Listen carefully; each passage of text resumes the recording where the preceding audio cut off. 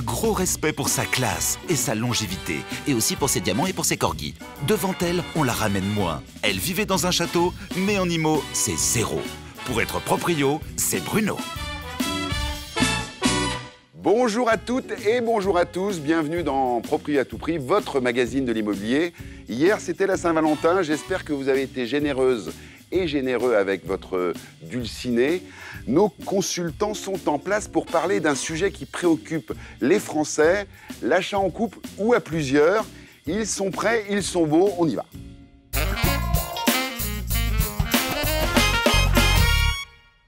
Un sujet très intéressant aujourd'hui dans Proprio à tout prix, puisqu'il s'agit de l'achat en couple ou à plusieurs. Vous avez planché, Jean-Marie Le Nord, toujours à l'honneur. Nelly est avec nous également pour Metz. Oui. Nous Bonjour. avons de nouveau avec Alexandre qui nous vient de Orléans. Exactement. Et Fanny, le Mont-Saint-Michel, Avranches. Exactement. Donc voilà, l'émission des régions, vous le savez maintenant, une centaine de correspondants permanents partout en France qui vous éclairent sur l'immobilier. Pour démarrer cette émission comme il se doit, nous avons été dans la rue interviewer les passants pour savoir ce qu'ils pensaient de l'achat en couple ou seul ou à plusieurs. Regardez. Vous êtes plutôt achat immobilier en couple? Ou achat seul. Oui, j'achèterai en couple. Ouais, Seul. c'est un peu dangereux d'acheter en couple à cet âge-là, 22 ans. Eh bien, écoutez, achat en couple. Alors moi j'ai acheté seul. En couple, mais seul parce que je suis seule. Compte tenu de notre âge, ça fait très longtemps qu'on a acheté en couple. Je pense que ce serait par le biais d'une SCI pour que tout le monde soit protégé, sans risque, surtout de nos jours. J'achèterai tout seul. Achat en couple, puisque je suis avec quelqu'un depuis très très longtemps. Pour ma part, si on venait à acheter, ce serait plutôt en couple. Ça correspond à un projet de vie à deux. Parce que c'est plus facile d'emprunter. Par sécurité. Moi, je suis plutôt team investissement et développer un parc immobilier, entre guillemets parc. Plus de ça, on peut acheter plus grand appartement, plus grande maison. Et puis c'est plus facile pour la transmission, surtout quand on n'a qu'un enfant. Si vous êtes avec quelqu'un depuis peu, achetez seul. Donc Mais plutôt c'est vrai que ça fait un peu financièrement. peur, donc... C'est par rapport à l'engagement du coup, c'est ça? Ouais. Le bon sens de la rue. Alors pour nous éclairer en ce début d'émission, vous le savez, nous avons la reine des réseaux sociaux, la reine des investisseuses. Alison est avec nous et je propose qu'on commence avec elle pour nous dire ce qu'elle en pense de cette voie de la rue. Alors, bonjour Bruno, bonjour à tous. Alors, on entendait quelqu'un qui disait, alors à 22 ans, c'est peut-être pas l'âge pour investir en couple. J'ai fait cette erreur, j'ai acheté en couple avec un ex-conjoint. Je suis une passionnée, j'aime acheter On en parle couple. déjà d'ex, hein, attention. Ouais, c'est compliqué. Et du coup, donc, on achète une maison, 50-50. On se sépare, donc je me dis, je vais racheter sa partie, sauf que finalement, ça se passe pas comme ça. Étant donné que j'avais pas les moyens de racheter sa partie, c'était compliqué. J'ai dû créer une SCI, j'ai dû refaire un crédit sur la totalité, donc des frais de dossier. Pour avoir le crédit, c'est compliqué. J'ai dû repayer les frais de notaire sur l'entièreté de la maison, alors qu'elle m'appartenait déjà à 50% du coup, parce que j'ai racheté avec une SCI. Oui. Donc honnêtement, l'achat en couple, attention, il faut être vraiment vigilant sur ce qu'on fait. Et moi, je n'achèterai plus jamais en couple en nom propre. Ah oui, tu achètes comment alors? En SCI, en société, parce que... Société civile immobilière. Hein. Exactement. Ça vous permet de, lorsque vous créez une SCI, la maison, elle n'appartient pas à vous ou à votre conjoint, elle appartient à une SCI. C'est les parts de la SCI qui vous appartiennent à vous. Donc, on peut, entre guillemets, s'échanger les parts. C'est pas comme ça. Voilà, c'est en fonction des montants. On passe. Il y a des frais de notaire, mais c'est pas des frais de notaire sur l'achat. Il y a des frais de notaire de changement de. C'est ça, statut, sur les transferts des parts. Voilà, c'est ça, exactement. Et c'est pas du tout la même technique. Et on évite de refaire un crédit immobilier, ce qui est extrêmement chiant, il faut qu'on se le dise. Ça, c'est pas faux. Voilà un bon démarrage. On est tout de suite dans le sujet. Les amis, qu'est-ce que vous en pensez? Parce qu'effectivement, l'achat en couple, effectivement, on a tendance à se dire, quand on s'aime, tout ça, tout va bien, on va acheter plus grand. Mais est-ce que finalement, c'est pas très risqué, Nelly? Écoute Bruno, moi je pense que c'est vraiment une bonne chose d'acheter à deux. Ça permet d'acheter plus grand, un meilleur emplacement, de pouvoir vraiment acheter quelque chose de plus cossu et de plus important en termes de prix. Justement, on va voir un cas de Dominique et Sylvie. Alexandra Carman a été les interviewer. Regardez, c'est édifiant. Suite, moi, à une séparation, donc j'ai revendu une propriété sur Périgueux. J'ai rencontré Sylvie ensuite, on s'est installés ensemble. dans cette région. Pareil, j'étais propriétaire dans la banlieue parisienne et puis j'étais séparée aussi depuis un bon moment et on a décidé de faire ce projet-là ici parce qu'on connaissait déjà. Je me suis dit que ça pouvait être une bonne région pour tourner une page. À l'âge qu'on avait quand on s'est rencontrés, parce qu'on se connaissait déjà depuis un certain temps, il ne fallait pas végéter sur l'avenir. Soit ça passe, soit ça casse, mais il fallait y aller. Mais c'était bien réfléchi, ça s'est décidé rapidement, mais c'était quand même mûrement réfléchi. Mûrement réfléchi, c'est un petit peu le maître mot. Alors on le voit, hein, les achats en couple, c'est pas forcément quand on est jeune. Fanny? Non, et puis l'achat en couple, c'est aussi un projet de vie. On vend du rêve dans l'immobilier, donc ça se finit pas toujours bien, effectivement. On revend des maisons où les gens se séparent, mais pas que. Donc l'achat à deux, c'est tout un projet qui est forcément positif à la base. C'est ça. Alors, on parle de l'achat en couple. Les avantages d'acheter en couple, principalement? Déjà, c'est de pouvoir justement avoir une meilleure capacité d'emprunt aussi. Donc, comme disait Nelly tout à l'heure, ça permet d'acheter justement un bien qui est plus grand pour la famille. Et puis, ça met un petit peu à l'épreuve forcément le couple, mais c'est vrai que ça peut être intéressant malgré tout. Bon, Jean-Marie, toi, tu es en couple avec une des consultantes de l'émission, Tiffany, la fameuse Tiffany dans le Nord. Voilà. Et vous avez acheté une maison à deux également, je crois. Hein. Oui, on en a acheté plusieurs même. Plusieurs donc on a revendu ensuite, mais bon, nous après, ça fait très longtemps qu'on se connaît, on est mariés depuis 2012, donc on a fait cet achat en couple, forcément. Parce que pour nous, c'était logique et forcément, ça nous a permis, donc on a 3 enfants aussi, de pouvoir acheter une plus grande maison. Bon, qui dit achat, on le dit souvent dans cette émission, dit également prêt.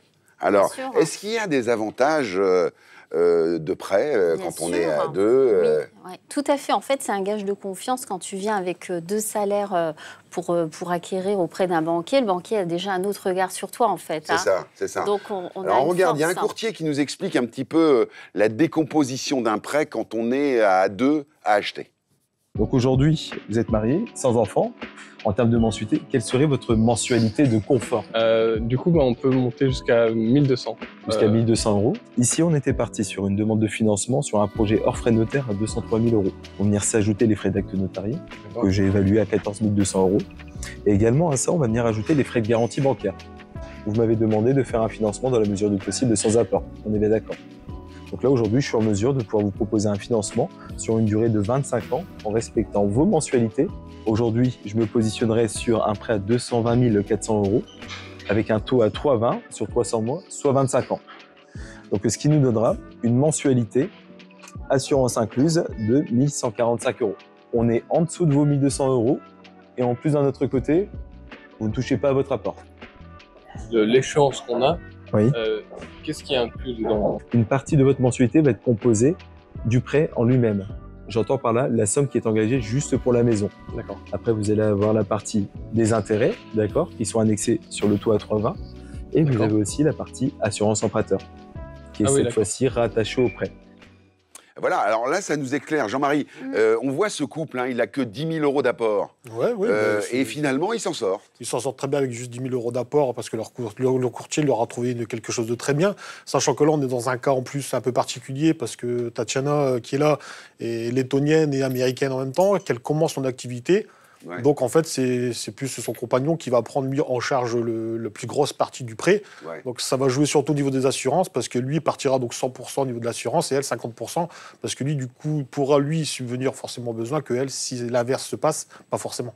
Bon alors il y a 50% des on vous le dit, 50% des achats qui se font en couple en France. Tout à fait. C'est quand même assez impressionnant. C'est énorme. Mais alors attendez, il y a 30% des achats immobiliers qui se terminent sur un litige après une séparation. Exact, ouais, tout à fait. Alors, justement, Fanny, tu as été voir une situation un peu difficile, Anne-Sophie et Pierre, qui sont divorcés, c'est ça? Oui, mais pas ensemble, ils n'étaient pas mariés ensemble. Ils n'étaient pas mariés ensemble, c'est 2 divorcés différents. Exactement. Ah, ouais, et ils nous expliquent leur galère, c'est ça? Exactement. Bon, bah alors on regarde.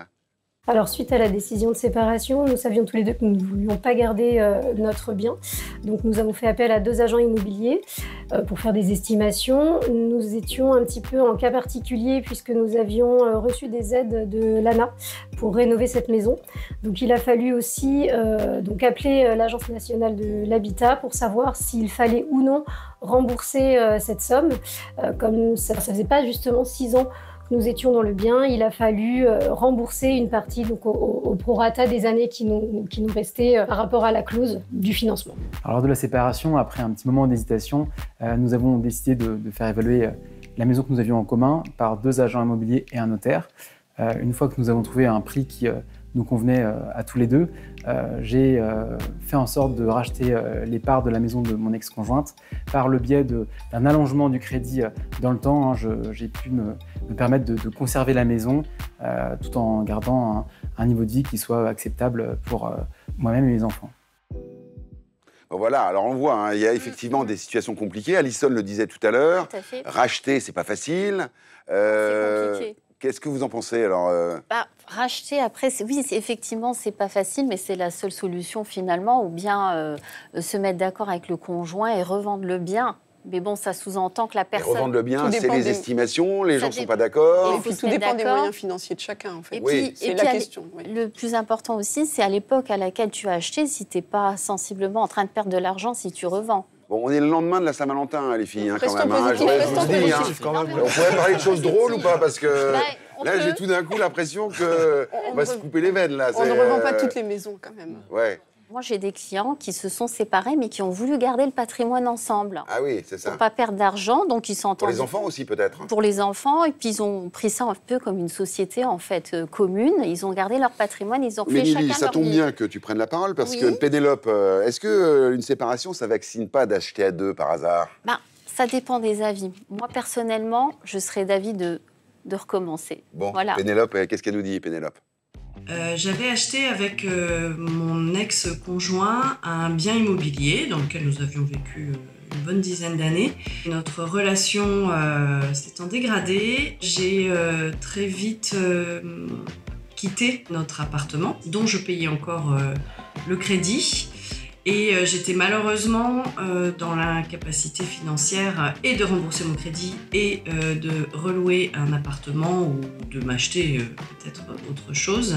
La problématique est que mon ex-conjoint, pour des raisons personnelles et professionnelles, n'a pas souhaité vendre tout de suite notre bien. Et il s'est passé une bonne année avant que je puisse récupérer en fait ma part et que le bien soit vendu et que je récupère surtout mon indépendance financière pour pouvoir enfin retrouver mon indépendance personnelle. Recommencer l'expérience, pourquoi pas, mais je ferai plus attention aux partenaires avec qui je m'engagerai. Voilà. C'est des situations compliquées quand même. Très compliquées. Qu'est-ce qu'on peut donner comme conseil pratique, Fanny, aux gens qui se séparent finalement? Déjà de discuter ensemble, d'échanger en se disant est-ce que l'un... psychologue de couple alors, en fait, hein? C'est ça. Ah oui. Non, c'est déjà échanger, savoir si l'un des deux veut racheter ou non sa part, et puis qu'il voit un banquier ou un courtier. Et puis quand c'est pas possible, parce que souvent les moyens sont du coup diminués, se poser la question effectivement de faire estimer la maison. Oui, parce que autant on le disait en début d'émission, quand on achète à 2, on augmente sa capacité d'endettement. Mais quand on se sépare, on se retrouve avec un demi-salaire. Les cas, en fait, où c'est... Alexandre. Et puis on a souvent le cas aussi de personnes qui cherchent à... Enfin, de couples qui divorcent et derrière qui veulent revendre, mais une certaine somme pour pouvoir repartir aussi avec un apport chacun de leur côté. Qu'est-ce que tu veux dire par là, Alexandre? Je n'ai pas très bien saisi. Est-ce que tu serais en train de dire que les vendeurs qui se séparent veulent vendre plus cher? Eh bien oui, parce que l'idée quand même, c'est que chacun après puisse éventuellement racheter derrière, et donc ils veulent forcément avoir un apport pour pouvoir racheter derrière. Et là, vous êtes là pour les raisonner, bien sûr. Pas forcément, parce que des fois aussi, il y a des gens qui veulent vendre moins cher pour pouvoir justement permettre à l'autre de pouvoir justement racheter la partie. Il y a aussi des coûts positifs dans le Nord. Hein. Ouais, pas mal. C'est les gens du cœur. Hein. D'ailleurs, regardez, il y a Jean-Marie qui nous a amené du pâté à la chicorée. Tout à fait. Oui. Je savais même pas que ça existait, dis donc. La chicorée. Bon, on va goûter ça. Vous avez goûté ou pas? On va goûter après. Bon, d'accord.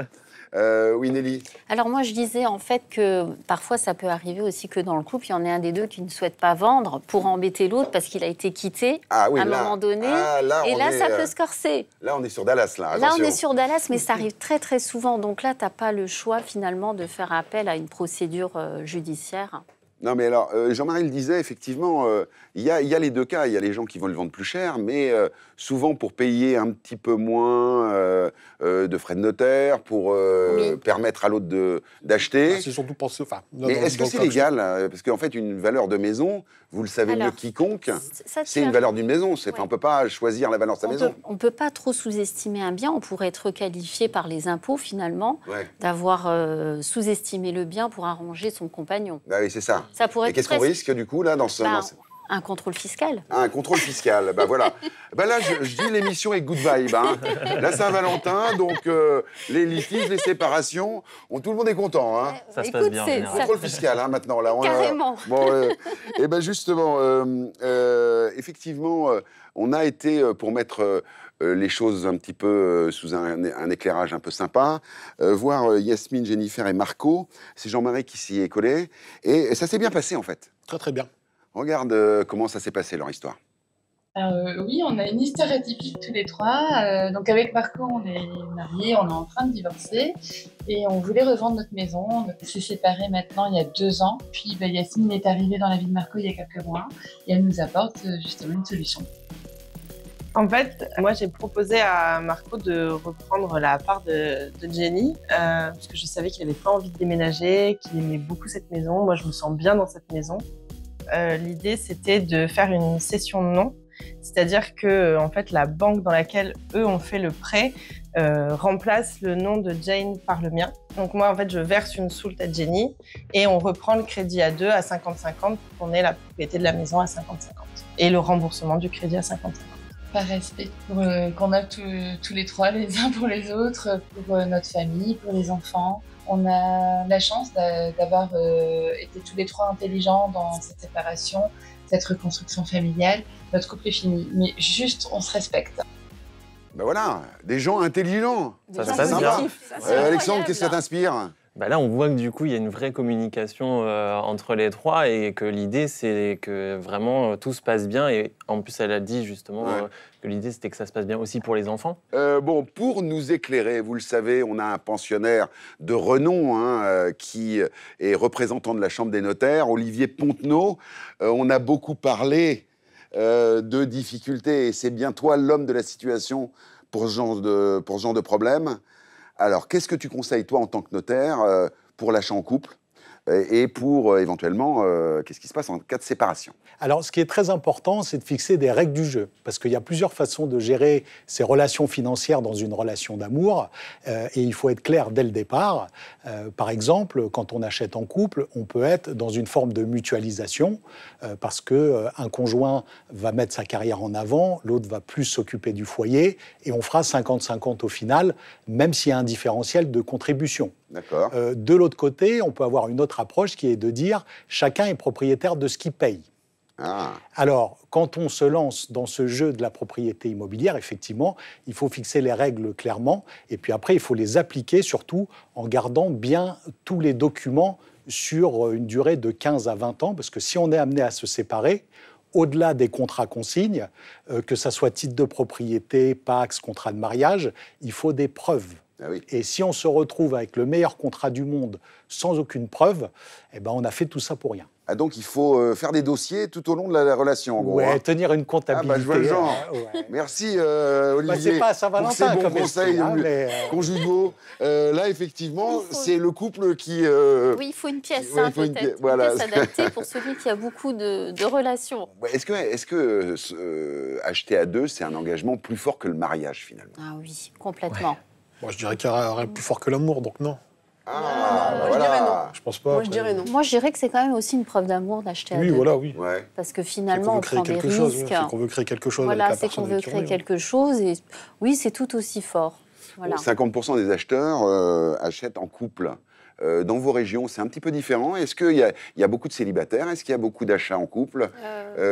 Votre expérience personnelle? Moi, je me suis rendu compte, là, en faisant justement le micro-trottoir, qu'en moyenne, et de toute façon, je le vois au quotidien, on est à peu près sur ma région à 70% d'achats en couple à 30% moi, seul. c'est pareil, dans les 60%. Oui, donc il y aurait une tendance en région, effectivement, d'acheter à deux. Hein. Les plus jeunes, même s'ils ne sont pas mariés, alors, ou pacsés même, ils ont tendance à vouloir acheter ensemble. Moi, j'ai eu pas mal de dossiers avec des très jeunes. Très qui jeunes ont 20, également. 22 ans et voilà, qui sont On en l'a couple vu, et qui achètent. le bon conseil d'Alison également, on n'en a pas parlé avec Olivier, mais acheter en SCI assez jeune, finalement, ça permet aussi de... Ça permet finalement de pouvoir redonner les parts, si finalement revendre les parts plutôt que de passer par un litige, en fait. Un litige, c'est ça. Ça peut être beaucoup plus simple. Bon, est-ce qu'il y a eu parmi vous une anecdote de vraiment d'une affaire qui s'est mal passée et où vous avez eu du mal à régler le problème? Moi, j'ai dû partir lors d'une estimation. Parce que quand je suis arrivé, donc la dame était là. Et le monsieur, il s'est dit, forcément, c'est lui que tu te tapes. Et du coup, comme ça commence à monter, j'ai préféré prendre mes affaires puis partir. Le bon sens du Nord. Moi, j'ai aussi un couple, en fait, qui s'est séparé. Ils ne se sont pas entendus. Et on a dû passer par la voie judiciaire. Et finalement, la maison a été vendue sur une base de prix très, très basse, où ils ont perdu de l'argent.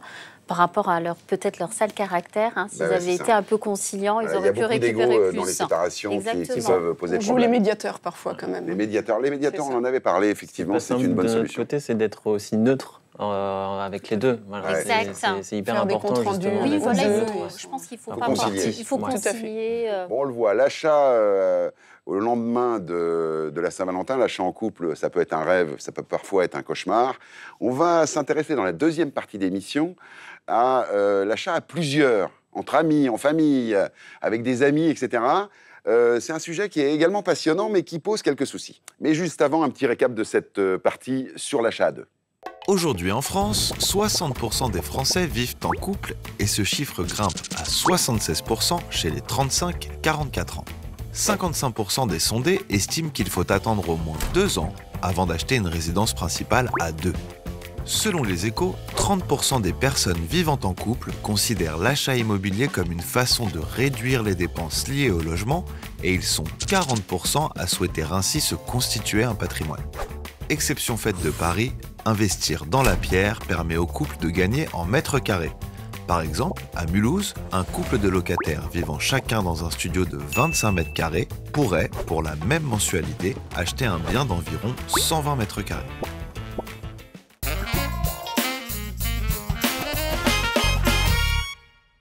Une deuxième partie passionnante, acheter à plusieurs. 15% des achats immobiliers se font à plusieurs en France, les amis. 4 experts au top, comme d'habitude.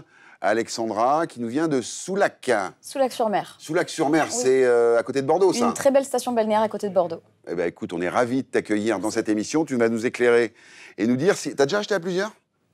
En SCI avec mon frère. Eh ben voilà, donc on va voir ça. Michel qui nous vient de Moulins, dans l'Allier. Ravi Bruno. Alors aussi une première pour tout toi. Tout à fait. Bon, Moulins, on vit bien à Moulins? Moulins, ça rime déjà. Extrêmement bien, on vit extrêmement bien. Donc on est au nord de l'Auvergne, donc une région où il y a énormément de bocage.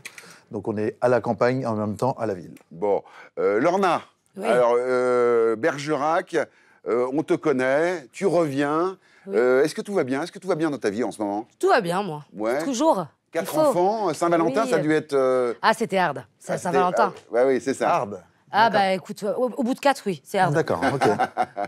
Et Alexandre Saint-Étienne. Donc tu vas avoir plein de choses à nous dire également sur l'achat à plusieurs. Exactement. Bon, comme vous le savez, pour nous éclairer dans ce débat, nous avons notre investisseuse attitrée, Alison, qui, elle, conseille sur les réseaux sociaux les femmes et les hommes maintenant. Exactement. Et acheter à plusieurs, est-ce que c'est un bon plan ou c'est le début des disputes? Alors pour moi, ça peut être un bon plan, mais vraiment attention, je le répète, la SCI, c'est... Toi, tu es pro-SCI aujourd'hui, là. Maintenant que je me suis fait avoir 2 fois, les 2 seules fois où j'ai perdu de l'argent en immobilier dans ma vie, c'est parce que j'ai acheté, parce que j'étais amoureuse, en fait. Du coup, j'ai acheté et sans réfléchir en nom propre, et en fait, ça ne fonctionne pas. Et ce que j'aimerais préciser... C'est le même combat, l'achat en couple et l'achat à plusieurs, entre amis, etc. C'est pareil. SCI, quoi, c'est le mot d'ordre. Dès qu'on achète avec, que ce soit la famille, des amis, un associé, un conjoint, c'est pareil. On crée une SCI. Et ce que je voulais aussi préciser, parce que ça, souvent, on me dit « mais non, mais on ne peut pas faire ça ». lorsqu'on achète une résidence principale, on me dit mais non, mais SCI, c'est pour des investissements locatifs. On ne peut pas. Alors, bien sûr que non. En fait, on peut acheter une résidence principale en SCI. Et d'ailleurs, vous bénéficiez également de l'impôt sur la plus-value. C'est une résidence principale et qu'on la revend en France, on n'a pas d'impôt.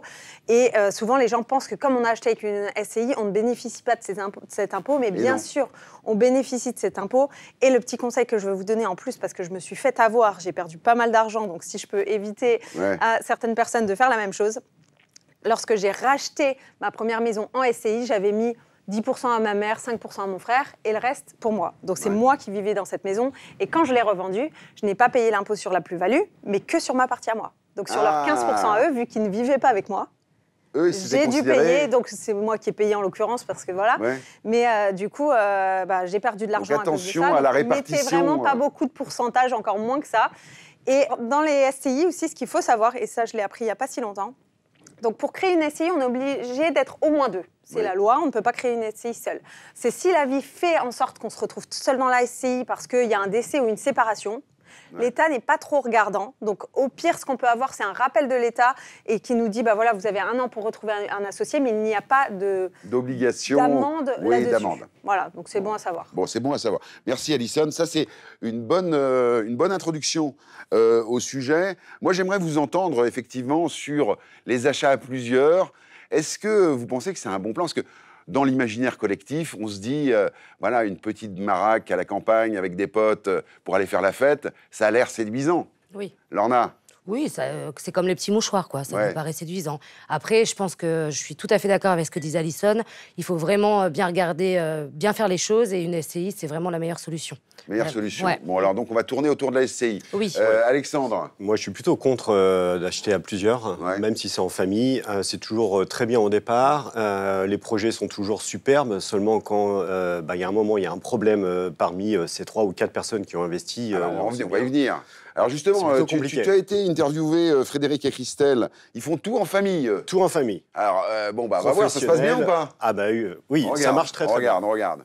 Nous, on a investi avec nos enfants dans le cadre d'une SCI. Donc, l'avantage de ce système, c'est qu'on investit avec un cadre juridique immobilier.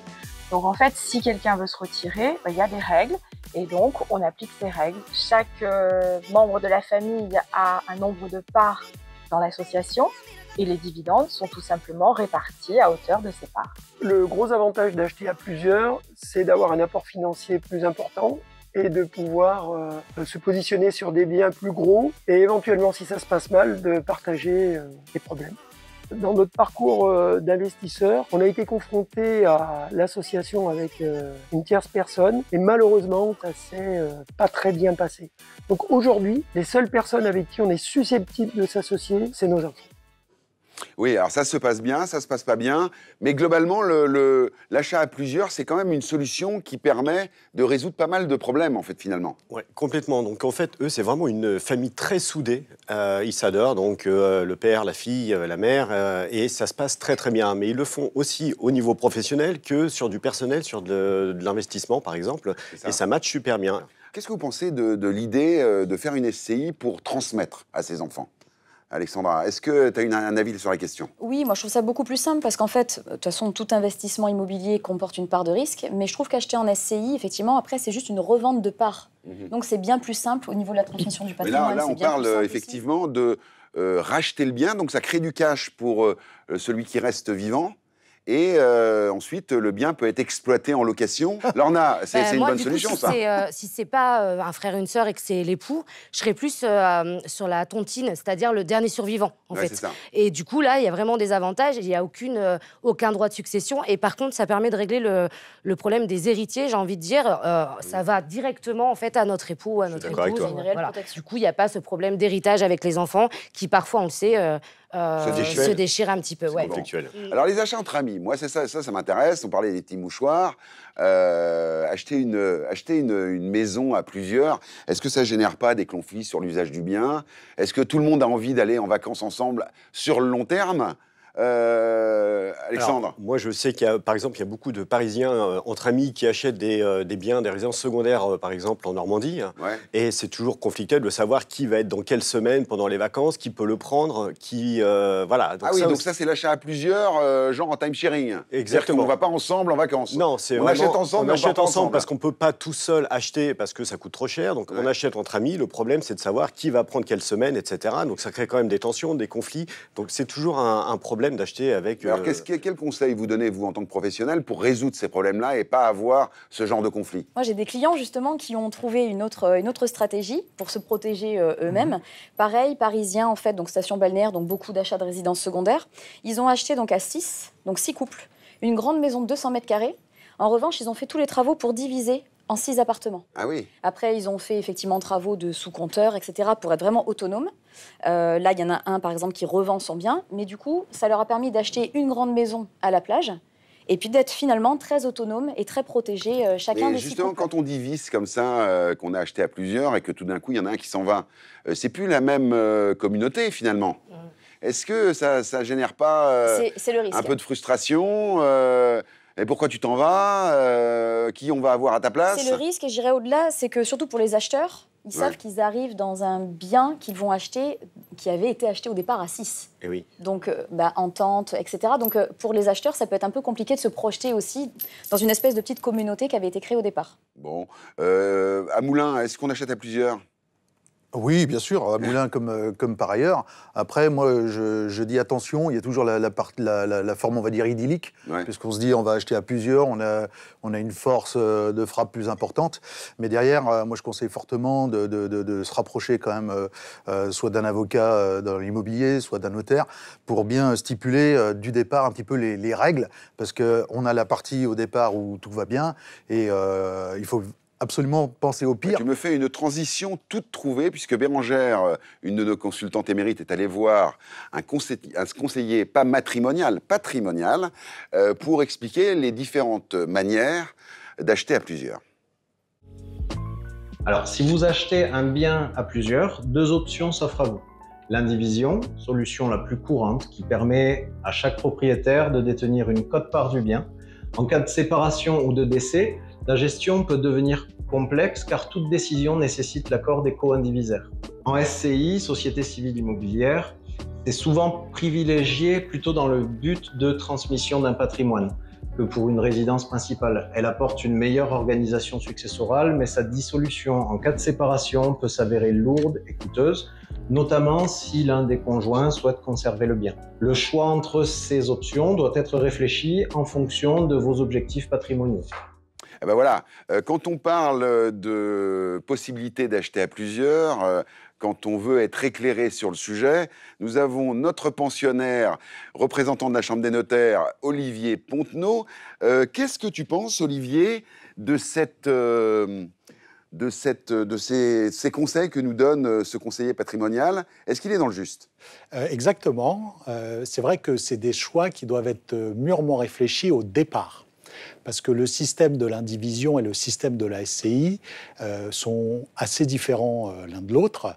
L'indivision, il y a quand même, sur la durée, une interdépendance qui se crée entre les personnes qui sont dans l'indivision, puisque pour les grandes décisions, il faut l'unanimité pour vendre, par exemple, ce qui peut être contraignant, surtout en cas de dissension. Après, l'autre inconvénient sur la durée, c'est qu'en cas de succession, en cas de décès, il y a un droit mécanique pour les héritiers d'intégrer l'indivision. Donc, d'une indivision de 2 personnes, on peut se retrouver à 15, 20 ans après, parce qu'il n'y a pas de possibilité de fermer la porte aux héritiers. Ce qui est différent dans une... Ce que tu es en train de dire, c'est qu'effectivement, au départ, on est à 2, 3, à l'achat à plusieurs, mais avec les mécanismes de succession, on va avoir les enfants, des gens qui sont décédés, qui rentrent dans l'indivision. Ça peut devenir une tribu sur une durée longue, effectivement. Donc là, pour le time sharing, c'est encore pire, là. Oui, ça devient ingérable. Alors justement, Olivier, quels sont les conseils pratiques que tu peux donner à nos téléspectateurs pour éviter ce genre d'ennui et prévoir toutes les solutions? Alors, pour un achat à plusieurs, la SCI me paraît incontournable, parce qu'on va pouvoir écrire des règles de fonctionnement, déjà, au quotidien, et même sur la durée, pour les décisions importantes, des règles de majorité qui vont éviter l'unanimité. sans brimer, bien entendu, les minoritaires. Et il y a surtout ce système de clause d'agrément qui va permettre aux associés qui restent de soit fermer la porte à des héritiers, soit fermer la porte de la société à des justement, gens... il n'y a pas des situations de blocage avec ces clauses d'agrément donc on l'explique, la clause d'agrément, c'est de donner le pouvoir à quelqu'un de la société de mettre son droit de veto d'une certaine manière. Voilà. Alors, en cas de veto, il y a une contrepartie monétaire. C'est-à-dire que les gens qui refusent l'entrée du nouvel entrant, l'héritier ou l'acheteur, doivent payer le prix à sa place. Parce que sinon, ça revient à spolier les gens qui veulent sortir de la SCI. Donc... Alors moi, je voudrais un cas très pratique. Les gens qui nous regardent, ils veulent savoir, est-ce qu'acheter en SCI, ça coûte plus cher finalement en droit de mutation, en impôt, que d'acheter en personne morale. Alors, si on en personne physique, pardon. Alors, si on le fait au départ, à l'achat, il n'y a que les frais de création de la SCI qui vont venir en plus, mais il y a des bénéfices tellement importants que ça vaut... Donc c'est à peu près le même coût, sauf les frais de création, voilà, mais avec des bénéfices de sécurité beaucoup plus importants. Qui sont très importants. Si on le fait en cours de propriété, qu'on s'est titré à son nom et qu'on le loge dans une SCI, là, il faut compter des frais beaucoup plus importants, un pourcentage de la valeur du bien, à peu près 1,5%. D'accord.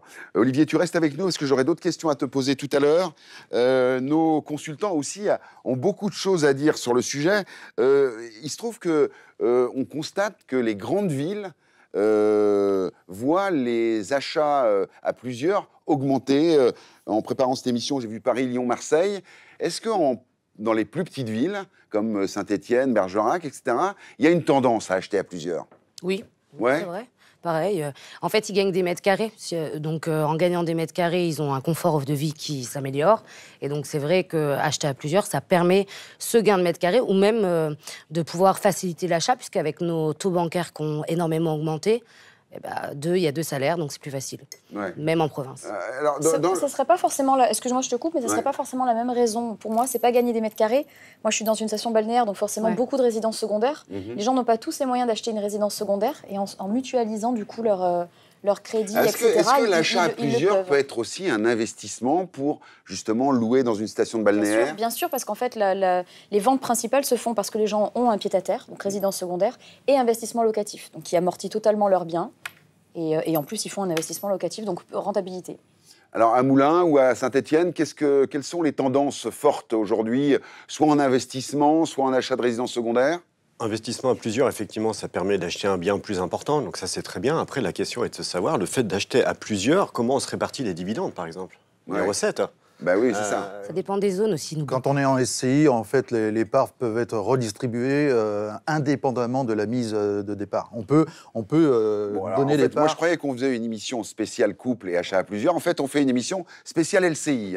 SCI. Après, ça dépend des zones. C'est-à-dire qu'en fait, comme c'est Bergerac, c'est quand même rural, on a des zones ZRR, zones de revitalisation rurale. Et en fait, ça permet, par exemple, si on loue, de ne pas payer d'impôts pendant 5 ans. En fait. Donc, suivant les zones, c'est vrai que parfois, l'achat à plusieurs ne sert même pas, puisque si on a notre entreprise, notre location, etc., dans ces zones-là, c'est facile de les trouver. On va sur le site du gouvernement, on tape son village et on trouve si on fait partie ou pas de la zone. Et donc là, il n'y a pas d'imposition. Donc là, finalement, l'achat à plusieurs, chez nous, ça dépend vraiment où on se trouve. C'est ça. En tout cas, en milieu rural. Famille, on l'a vu, les amis pour de l'investissement ou du plaisir. Je me retourne de nouveau avec Olivier. C'est quoi les contrats précisément que l'on doit mettre en place pour éviter les conflits? Au niveau d'un achat à plusieurs, ça va être essentiellement les statuts de la SCI. Il faut vraiment qu'ils soient précis en termes financiers, comment on répartit les bénéfices, qui assume les charges, qui assume la gestion quotidienne, parce que c'est du travail quand même de gérer ce type d'investissement. Est-ce qu'il est rémunéré ou pas? Comment on peut l'occuper à titre personnel?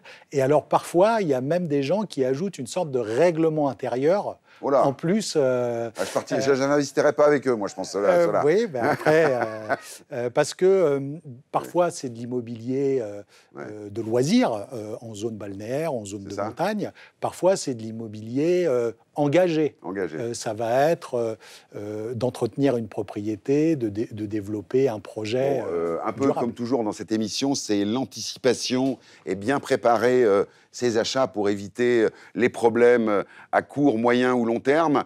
Est-ce que vous avez une dernière anecdote d'un achat Je sais que tu as acheté avec ton frère, toi. Oui. Alors, qu'est-ce qui s'est passé ? Eh ben, très bien, du coup. Ça s'est bien passé. Ça s'est très bien passé. Ça nous a permis de se lier encore plus, puisque finalement, les inconvénients deviennent des avantages et une force, je trouve, dans une famille quand on achète ensemble. Donc voilà, donc ça nous a soudés. En fait.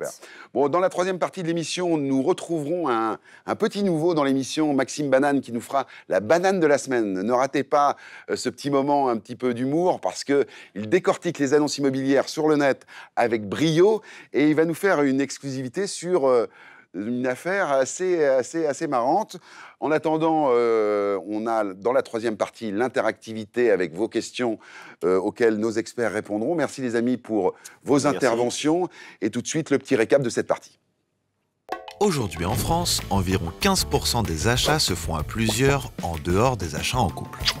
Les grandes villes sont les plus concernées, notamment à cause du coût important que représente l'acquisition d'un bien immobilier.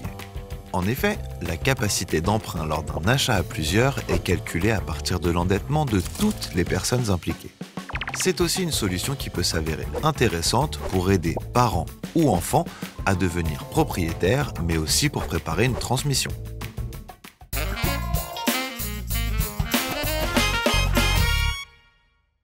Au lendemain de la Saint-Valentin, vous avez certainement, au dîner, fait des projets immobiliers. Dans cette émission, dans les deux premières parties, nous avons vu les avantages, mais aussi beaucoup d'inconvénients à acheter à deux, voire à plusieurs.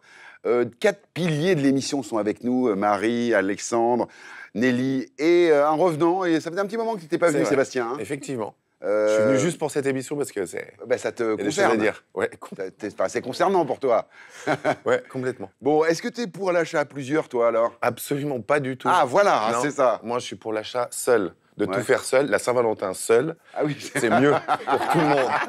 Voilà. J'ai un avis bien tranché. Bon, et alors, pour les autres, plutôt pour, plutôt contre? Moi, je suis plutôt entre les deux. Moi, je suis pour. Moi, je suis pour aussi. Pour l'aventure. Je suis content de vous avoir posé la question, parce que là, le débat a bien avancé. On est sur quelque chose de très, très constructif. Tu auras remarqué que les femmes sont pour, les hommes sont contre. Et c'est ça. C'est souvent à cause des femmes qu'on a des problèmes. C'est donc pour ça que...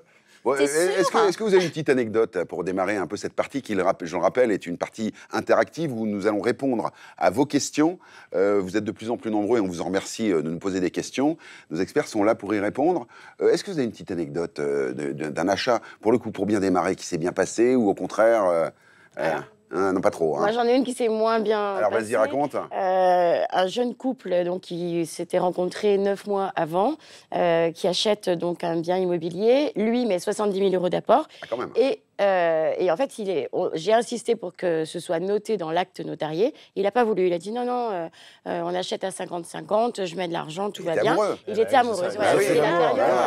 La période love-love. Sauf que quelques mois après, ils se séparent. Ah oui, il veut récupérer ses 70 000 €, sauf que c'est pas noté dans l'acte notarié, donc il va être obligé de donner 50%. Voilà. Et on l'avait bien prévenu. Ah oui, voilà. Donc après, donc attention, les apports, c'est important de bien les notifier, les acter. Les notaires insistent beaucoup, ils insistent beaucoup là-dessus. Complètement. Donc si déjà tu achètes un bien immobilier en couple, que tu n'es ni marié ni pacsé, en général, la plupart du temps, le notaire va prendre à part, après la promesse de vente, les acquéreurs, pour leur dire, écoutez, ça serait bien quand même de vous protéger en vous pacsant ou en vous mariant. Oui, ou en faisant une convention d'indivision aussi. Ou d'acheter en SCI. Voilà. Ou d'acheter en SCI. Il n'y a que ça.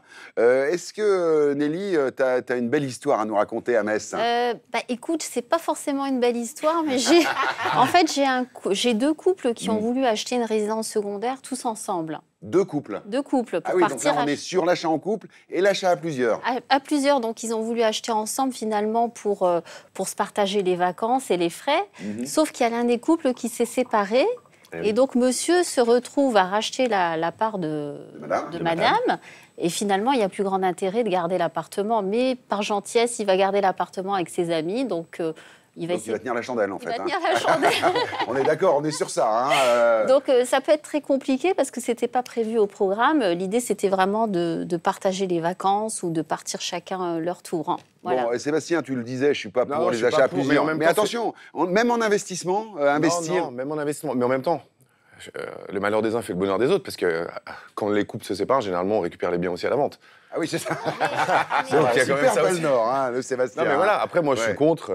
Mais pourquoi c'est contre, Sébastien, Parce que je suis contre, parce que je pense que c'est à 90% du temps, on a toujours un problème. Mais est-ce que tu as essayé au moins? J'ai essayé. La toute première fois, j'ai essayé, j'ai acheté sur plan, et on n'a même pas attendu la livraison, qu'on s'est séparés, qu'on a dû revendre. Donc. Oui, mais là, on parle d'une séparation de couple. Donc une séparation de couple, ouais. Donc, oui, mais je me suis dit, investir entre amis, l'association... Oui, mais ça veut dire que si demain, un des amis a besoin de vendre et que les autres ne sont pas d'accord, ça va créer forcément des problèmes. C'est comme une entreprise, finalement. C'est exactement tu t'associes avec quelqu'un. C'est pour ça qu'en entreprise, tu t'associes pas. Bah oui.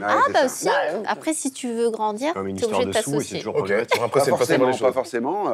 Voilà, c'est donc le loup solitaire d'Annemasse. Exactement, je l'assume à 100%. Avec 100%. On va l'appeler l'ours, Sébastien. Non, mais la SCI, pourquoi pas, mais autrement, je suis pour chacun ses investissements. C'est très bien comme ça. Non, mais c'est vrai qu'on l'a vu, quasiment 30% à l'issue de séparation, des litiges à l'issue d'une séparation, c'est 30% des litiges immobiliers. C'est le notaire, la première chose qu'il te dit quand tu achètes à deux, c'est il faut envisager la séparation. Oui, c'est ça. Donc on part déjà pas bien. Les notaires, ils sont très clairs. C'est pour ça qu'il faut faire une convention d'indivision. Mais oui, au moins tout est acté. Je comprends ton point de vue. C'est pas pour ça que je l'accepte. Bon, vous le savez, c'est la partie interactive. En fin d'émission, nous aurons le plaisir d'avoir pour la première fois Maxime Banane qui nous fera la banane de la semaine. Alors il regarde les annonces sur Internet et il découvre toutes les défaillances marrantes qu'il y a sur Internet. C'est une séquence qu'il ne faut pas que vous ratiez. Mais en attendant, on va écouter vos questions, on va essayer d'y répondre.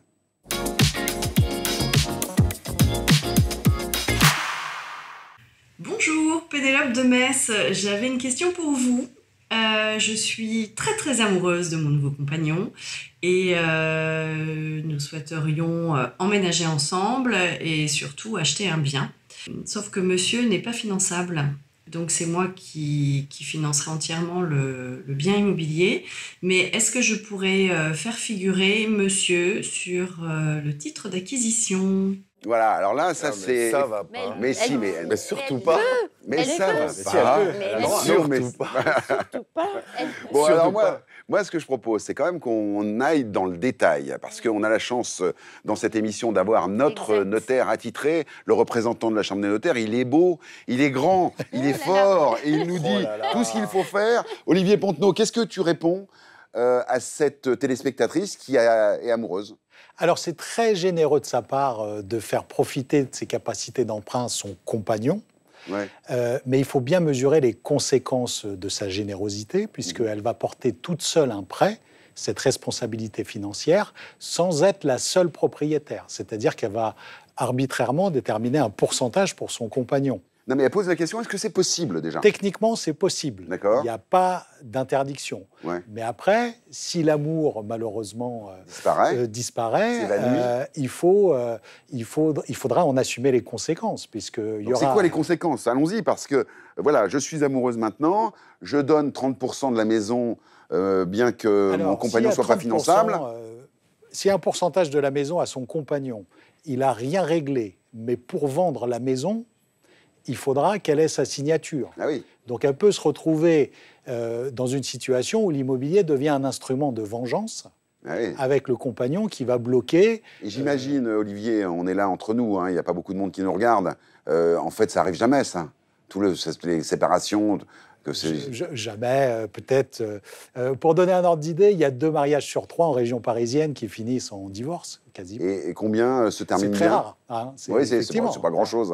Ouais. Mais combien se termine bien, combien se termine mal ? Est-ce qu'on a des proportions parce que vous êtes quand même les notaires en bonne position pour être observateur privilégié de ce genre de... Alors, il y a beaucoup de séparations qui se passent bien, même si ça reste un appauvrissement, une épreuve. Ouais. Mais il y a quand même un pourcentage de séparation assez conséquent qui tourne des fois à la guerre de tranchées. Ah oui. Et alors, surtout... Insoluble. Difficilement soluble, très long, très douloureux financièrement, émotionnellement. Donc, il faut bien réfléchir avant d'adopter ce genre de schéma. Bon. Alors, on le voit, hein, effectivement, il y avait une réaction un petit peu épidermique de nos experts sur cette femme amoureuse. Plus précisément, alors, est-ce que on est généreux et on dit, voilà, c'est une belle histoire, qu'ils essayent au moins, non? Non, comme le disait Olivier, en cas de séparation, s'il empêche la vente, ça peut finir au tribunal judiciaire. Non, mais avant ça, est-ce qu'on peut pas avoir des petits moments sympas? Pas dans l'immobilier, ou alors... rester à deux, mais bon. Ah oui, voilà. Mettons-le. Ouais, deux mariages sur 3 pètent. Ouais. D'accord, donc ça fait 2 transactions qui reviennent à la vente sur 3. Voilà. En fait, ça se faisait beaucoup par le passé quand madame ne travaillait pas non plus. Donc les messieurs offraient quelque part la part en dot. En dot, ouais, quelque part. Donc aujourd'hui, ça se fait un peu moins parce que l'homme travaille, la femme travaille. Enfin, tout le monde est très indépendant. Mais à l'époque, quand la conjointe ne travaillait pas, elle s'occupait des enfants. Oui, il y avait une quote-part quand même d'office, voilà. d'entretien de la maison. On n'y pensait même pas, en fait. Pardon? On n'y pensait pas à l'époque. On donnait d'office. Voilà. On partageait tout. Moi, je vois mes parents, mon père s'est jamais posé la question si ma mère avait d'office 50 ou pas. C'était comme ça. C'était comme ça. Mais aujourd'hui, ça pourrait très bien se passer. Parce qu'aujourd'hui, la plupart des cas se passent mal. Mais si ça a été bien fait au départ, il n'y aurait pas eu ces problématiques à la fin, en fait. Parce que si tout est acté avec les codes-parts, etc., au moins c'est clair, c'est écrit, c'est acté chez le c'est un manque de préparation, mais on n'est pas quand même à l'abri, je dirais, de vengeance, d'arrêt des procédures, de veto. Moi, j'avais en tête une histoire où effectivement le mari voulait absolument vendre. Et la femme disait, oui, chérie, oui, mais on sépare, mais on va le vendre. Et puis quand l'agent immobilier venait ou les clients venaient, c'était, non, je ne vends pas en fait. Et donc on se retrouve à des situations qui sont inextricables. Moi, j'en ai déjà eu des comme ça. Moi, j'avais fait visiter une maison, c'était en hiver, et le propriétaire, en fait, avait enlevé toutes les ampoules. Il faisait nuit, et en fait, pour pas que je puisse faire visiter, parce que lui ne voulait pas vendre. Donc il avait enlevé les ampoules. Ça arrive régulièrement. Ah mais oui. Bon, ou il y en a un qui accepte l'offre, l'autre qui l'accepte pas. Oui, c'est ça, pour coincer. C'est toujours être dans le conflit, en fait. C'est qui aura le dernier mot, en fait, dans le conflit. Bon, n'oublions pas nos téléspectateurs. Deuxième question. Bonjour, Jacques Demoulin. J'aimerais savoir s'il était obligatoire de prendre un notaire pour acheter en couple. C'est quand même mieux. Est-ce qu'il est obligatoire de prendre un notaire? Oui, on n'a pas le choix.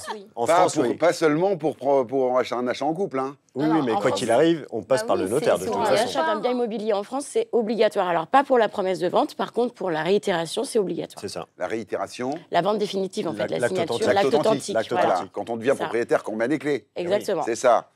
Un notaire, le notaire. Vous avez des bonnes relations avec les notaires, vous, en région, par exemple? Moi, j'en ai excellentes. Moi aussi, Ils sont d'ailleurs juste en face de l'agence, donc c'est vraiment un luxe. Et j'ai vraiment très, très bonne relation avec. Oh là, tu dis ça en souriant. T'as eu une histoire d'amour avec un notaire ou C'est 2 femmes, alors, excuse-moi. Écoute, pourquoi pas. Bon, troisième question.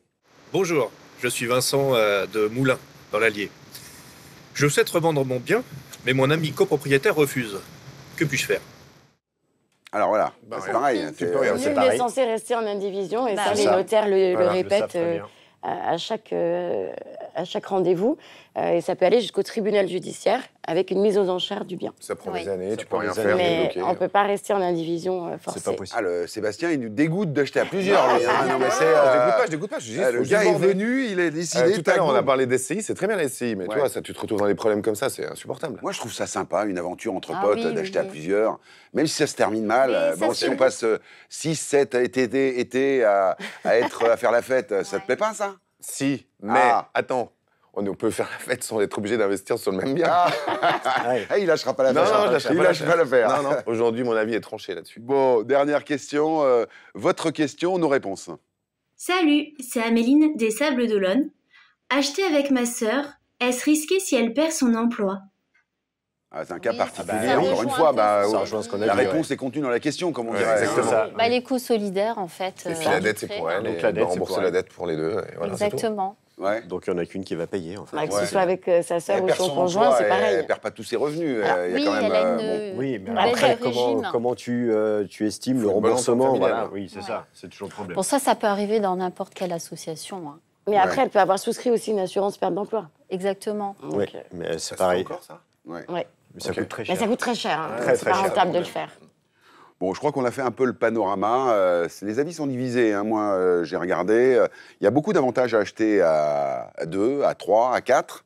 Mais il y a aussi beaucoup d'inconvénients. Il faut être très préparé. Il faut s'entourer de notaires, d'experts immobiliers comme vous pour être bien préparé en cas de problème, finalement. Hein.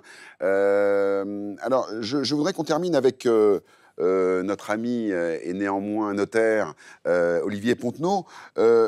J'aimerais qu'il nous fasse un petit tour d'horizon de ce que c'est...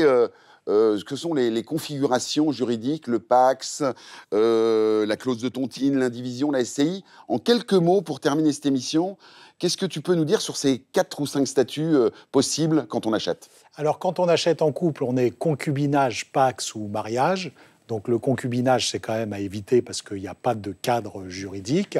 Ouais. Après, on peut être dans un PACS qui va encadrer les relations financières. Le PACS, c'est pratiquement comme le mariage, hein, finalement, juridiquement parlant. Ça peut s'en approcher, effectivement, sauf que ça ne donne pas de droit d'héritage. Ah oui. Donc, il faut le compléter par un testament. D'accord. Après, l'étape d'après, ça peut être un mariage, là qui est une institution, pas un contrat comme le PACS. D'accord. Et dans le mariage, il y a plusieurs systèmes. Séparation de biens, communauté, on peut être... Dans... La communauté, plus personne se marie sous le régime de la communauté, ici. 90% des gens se marient en communauté. Oui. Et très souvent, sans connaître les détails du système, parce qu'ils sont très surpris de découvrir, malheureusement... Alors, le conseil du notaire, c'est de continuer à acheter en communauté ou alors plutôt séparation de biens? Moi, je n'ai pas de jugement sur ce que font les gens. Je veux qu'ils mesurent leurs engagements, en réalité. Et la communauté, c'est un bon système quand il y a des décalages de revenus et qu'on veut égaliser les choses. Bon. Mais si on le découvre au moment de la séparation, par contre, c'est un problème. Bon, alors juste pour la petite blague... en préparant l'émission, j'ai vu la clause de tontine. C'est quoi? On achète avec sa tante? C'est quoi? Pas du tout. Avec son tonton, la tontine?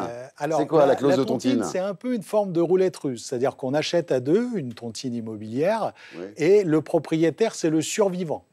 C'est-à-dire que celui qui décède n'a jamais été propriétaire et celui qui survit est propriétaire de 100%. Au dernier vivant, c'est pareil que ça? C'est un contrat. On n'a pas forcément de lien de parenté quand on fait ça. On peut le faire entre 2 personnes étrangères du point de vue familial. Et c'est radical, en fait, parce que toute la propriété va d'un côté ou de l'autre. Ah oui, c'est ça. Alors, du point de vue de l'héritage, c'est très efficace, mais c'est très rigide aussi, puisque on ne peut pas le défaire. À manier avec précaution, donc. Hein. Oui, ça peut être assez explosif. Mais ça évite de la transmission aux héritiers dans ces cas-là. Ça peut avoir cet effet, oui. Merci, Olivier. Bon, on approche de la fin de cette émission. Je vous l'avais promis dès le début de l'émission. Nous avons la chance d'avoir Maxime Banane, les amis, qui va nous faire un petit tour d'horizon des problèmes qu'il y a sur les annonces immobilières sur le net. Il fait ça également sur les réseaux, il fait ça très bien. Maxime, c'est à toi. La banane de la semaine. Alors bonjour tout le monde, bienvenue dans la banane de la semaine. On se retrouve avenue Foch, l'avenue la plus large de Paris. Alors on se cultive ici, 120 mètres d'envergure, vous pouvez ressortir ça à un dîner si vous voulez. Hein. Cet appartement est en vente dans pas moins de 6 agences quand même. Alors à des prix différents, c'est un peu n'importe quoi leur truc. Surtout on commence, alors là 9,8 millions dans cette annonce, 9 millions et 50 000 euros par là, et puis 9 millions tout rond pour les autres. Alors c'est donc la preuve que le proprio galère à le vendre. On va essayer de comprendre pourquoi. Le vrai problème, c'est pas le prix, c'est le descriptif. Alors on regarde ça ensemble. Avenue Foch, aux derniers étages, très bien, par ascenseur privatif d'un immeuble récent de très grand standing, gardienné 24/24. Alors retenez bien qu'il y a un gardien, hein, on en reparle dans un instant, 512 mètres carrés quand même, avec une terrasse de 163 mètres carrés. Tout ça c'est super, on descend un peu dans l'annonce, et on se rend compte que les charges annuelles c'est 71 132 euros. Et Bruno, l'électricité, hein, c'est 10 000 euros par an. Voilà. Ah ouais, quand même. Donc on commence, on n'a rien fait de l'année, on doit 81 000 balles d'entretien pour l'appartement.